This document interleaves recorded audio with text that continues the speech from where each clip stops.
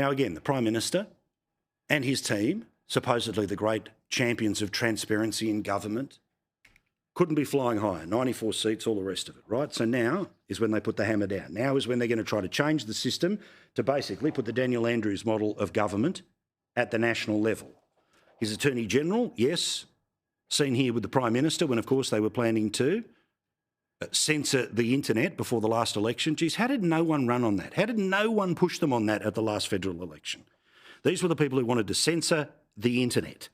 These are now the people who, as we've told you this week, are trying to make it even harder for you to get information out of the government via the Freedom of Information system.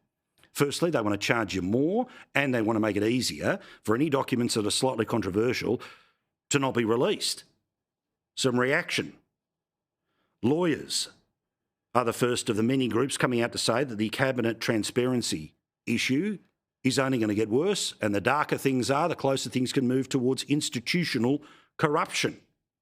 Excellent Walkley Award-winning journalists like Hedley Thomas, who's been fighting corruption and telling uncomfortable truths his entire career, wrote in The Australian, a disgrace, way FOI move will increase corruption. What we must end up with after sustained damage to the machinery to ensure public accountability is a society, or what will end up, of course, this being the motivation of those who want to keep it, is a poorly informed public that is unable to expose egregious conduct by politicians and bureaucrats. We end up with an entrenched culture of concealment and then a perfect habitat for systemic corruption. All because public figures with an aversion to disclose of information want to use their powers and our taxes to keep us in the dark. While, of course, we continue to fund their salaries and their perks. Another eagle eye, this one in the Australian Financial Review. Labor's plan is the worst attack on government transparency in decades. The bid to water down their freedom of information laws should come as no surprise. Albanese has a history of opposing transparency. In Bill Shorten's shadow cabinet, he reportedly opposed the creation of an anti-corruption commission.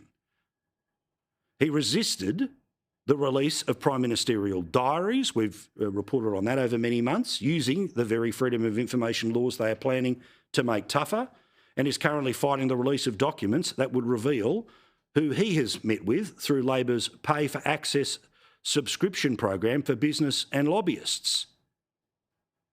Believe it or not, the Greens are the broken clock. They can be right a couple of times a month. And they are making this claim about the people who they helped get to 94 seats by giving them their preferences. They've now got form, haven't they? They introduced the National Anti-Corruption Commission, yes, but then they made it all secret. And, you know, the first report we get out of it edits out the name of the person found corrupt. They are worse than the Morrison government when it comes to responding for calls from the Senate to produce information.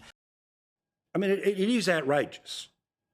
But if most of the media are happy with the arrangement, they don't rock the boat.